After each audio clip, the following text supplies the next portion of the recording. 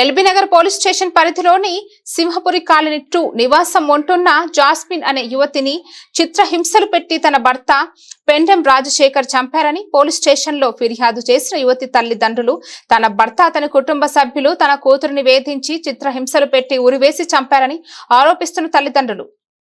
అమ్మాయి తండ్రి కట్ట వెంకటేశ్వరరావు ఖమ్మంలో ప్రభుత్వ ఉపాధ్యాయుడిగా పనిచేస్తున్నారు. గతంలో అనేక మార్లు ఇబ్బందులకు గురి చేస్తే ఖమ్మం మహిళా పోలీస్ స్టేషన్లో కేసు కూడా పెట్టడం జరిగింది.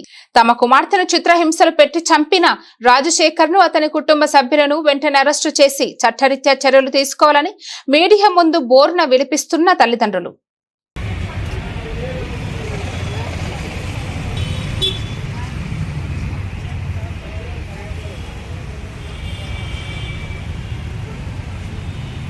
నాలాంటి తల్లులు ఎంతమంది ఉన్నారు.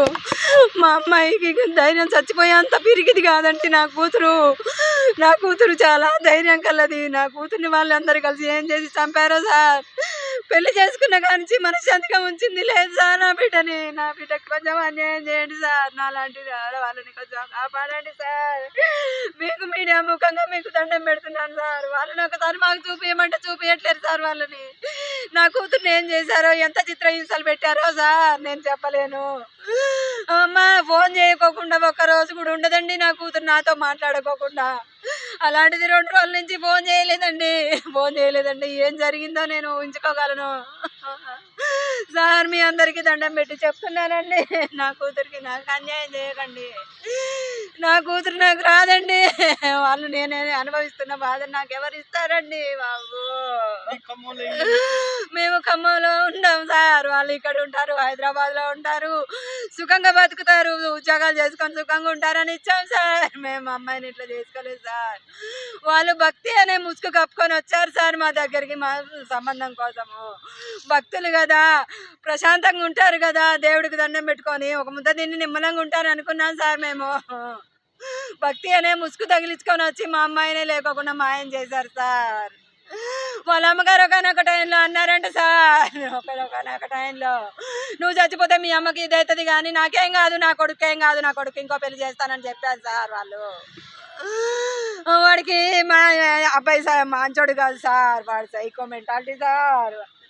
మీరు మాకు మీడియా ముఖంగా మీరేమన్నా చేస్తే మీకు రుణపడి ఉంటాను సార్. నీ జీవితాంతం మీ పేరు చెప్పుకొని బతుకుతాను సార్. మాకు 2 ఆడపిల్లలు సార్. మేము మాకున్న దాంట్లోనే మేము పిచ్చుకలు పెంచుకున్నాం సార్. వానికి రాబందులాగా వేసేసినాం సార్. నా కడుపు కోతను ఎవరు తీరుస్తారండి? మీరు కొంచెం న్యాయం చేసి మీరు పుణ్యం కట్టుకోండి సార్. నా బిడ్డ. మీడియా మిత్రులకు నమస్కారము. మా అమ్మాయిని 2021 సెప్టెంబర్ 1వ తారీఖు నాడు ఘనంగా వివాహం రాజశేఖర్ గారితో వివాహం జరిపించి పంపించడం జరిగింది. వివాహం తదనంతరం ఒక 4 నెలలో 3 నెలలు మంచిగా ఉన్నారు. ఆ తర్వాత నుంచి అనేకమైనటువంటి గొడవలు, తర్వాత ప్రతిసారి డబ్బులు అడగటం, నేను డబ్బులు పంపించడం ఆధారాలు కూడా ఉన్నాయి నా దగ్గర. కానీ తర్వాత మొన్న జూన్లో పెద్ద మనుషుల సమక్షంలో 4-5 సార్లు పంచాయతీ మా యూనియన్ మా ఉపాధ్యాయ సంఘం మిత్రులు పెద్దలందరూ కూర్చొని వాళ్ళ తరపు నుంచి పెద్ద మనుషులు వచ్చారు. ఆ పెద్ద మనుషుల సమక్షంలో కూర్చొని పరిష్కరించడం జరిగింది. 4-5 సార్లు కూర్చున్నాము. తర్వాత వాళ్ళు బతిమిలాడి భంగపడి నా కాలేలు పట్టుకొని ప్రాధేయపడి తీసుకెళ్లారు. ఆ తర్వాత మళ్ళీ సెప్టెంబర్ 17, 2024 తారీఖున అంతే కదా 24వ సంవత్సరంలో సెప్టెంబర్ 17, 24వ సంవత్సరం 2024 సంవత్సరంలో మళ్ళొకసారి గొడవ జరిగింది. ఆ అమ్మాయి ఇంటికి రావడం, అమ్మాయిని కొట్టడం కూడా జరిగింది. ఆ గాయాలతో వచ్చింది. ఆ గాయాలు కూడా నా దగ్గర ఇప్పుడు నా ఫోన్లో ఉన్నాయి. దాంతో చేసేది ఏం లేక మేము ఖమ్మం మహిళా పోలీస్ స్టేషన్లో కేసు నమోదు చేయడం జరిగింది. వాళ్ళు ఆ పోలీస్ స్టేషన్లో వాళ్ళు కౌన్సిలింగ్ 4-5 సార్లు కౌన్సిలింగ్ నిర్వహించి పెద్ద మనుషుల సమక్షంలో మళ్ళీ పంచాయతీ కూర్చొని పరిష్కారం చేసుకొని ఇక నుంచి మంచిగానే ఉంటాము. తల్లి కూడా హామీ ఇచ్చింది, వచ్చినటువంటి పెద్ద మనుషులు కూడా హామీ ఇచ్చారు, మీకేం బాధ లేదు, ఇక నుంచి మేమున్నాము, మీ పెద్ద మనుషులను పర్సూ చేస్తాం. అదేవిధంగా వాళ్ళ అత్తయ్య గారు మా అమ్మాయి వాళ్ళ అత్తగారు కూడా పర్సూ చేస్తాను, ఇకేం లేదు అని చెప్పేసి బతిమిలాడి భంగపడి మళ్ళీ తీసుకెళ్ళి మా అమ్మాయిని నానా హింస పెడుతూ మొన్న ఈ మధ్య కాలంలో డబ్బులు కావాలంటే మన పోయిన మంగళవారం అంటే 6వ తారీఖు మంగళవారం 6 మే 2025న నేను డబ్బులు కావాలంటే 25,000 కూడా వేయటం జరిగింది. కానీ అన్ఎక్స్పెక్టెడ్గా మా అమ్మాయిని చిత్రహింసలు పెట్టి అసలు శరీరం మీద విపరీతమైనటువంటి గాయాలు, శరీరం మొత్తం కమిలిపోయి నల్లగా ఉంది. కుటుంబ సభ్యులు అందరూ కలిసి వాళ్ళ అమ్మగారు, మా అల్లుడైన రాజశేఖర్ గారి అమ్మగారు, వాళ్ళ తమ్ముడు గారు రాధాకృష్ణ అని వాళ్ళ బావగారు, వాళ్ళ అక్క భార్గవి గారు అందరూ కలిసి మాత్రమే హత్య చేసినట్లుగా ఉంది. ఆ బెడ్కిను ఆ ఫ్యాన్కి కూడా 5 అడుగుల 4 ఇంచులు మాత్రమే ఉంది. మా అమ్మాయి 5 అడుగులు ఉంటుంది. 4 ఇంచులలో ఎలా జరుగుతుందో నాకు అర్థం కావట్లేదు. ఇది ఖచ్చితంగా ఇది వాళ్ళు చేసినటువంటి పని, హత్య చేసినటువంటి పనిగా నేను భావిస్తున్నా. అంతేకాకుండా నిన్న ఉదయం 11 గంటల 4 నిమిషాలకు మా మిస్సెస్ ఫోన్ చేసింది. మా అమ్మాయికి ఫోన్ చేసిన సందర్భంలో మా అమ్మాయి ఫోన్ ఎత్తలేదు. అంటే ఫోన్ చేసిన తర్వాత మా అమ్మాయి ఎప్పుడైనా 10 నిమిషాలకో పావు గంటకో కనీసం రిటర్న్ కాల్ చేస్తుంది.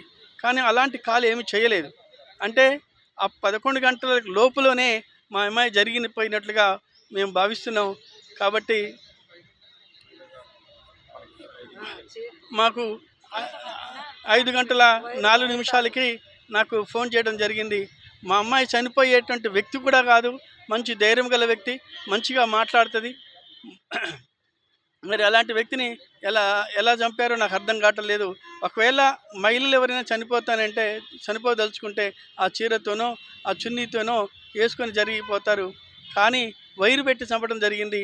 అందులో తీవ్రమైనటువంటి గాయాలు ఉండటం, ఆ శరీరం మొత్తం కూడా కమిలిపోయి ఉండటం మేము గమనించాం.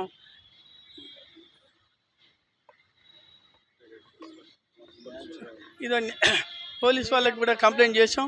ఇంతవరకు మరి అది అరెస్ట్ చేశారని అంటున్నారు. తల్లిను కొడుకుని అరెస్ట్ చేశామని అంటున్నారు. కానీ వాళ్ళు ఇంతవరకు మాకైతే చూపించలేదు. మేము ఆ కేసు కూడా ఇంకా ప్రొసీడ్ అవుతూ ఉన్నది. పోస్ట్ మార్టం కూడా కాలేదు.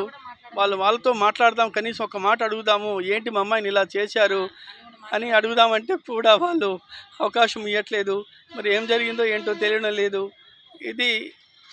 ఇది సార్ జరిగినటువంటి తగు విచారణ చేసి దయచేసి మాకు న్యాయం, నాకు 2 ఆడపిల్లలు, నాకు న్యాయం చేయగలదని కోరుతున్నాను సార్.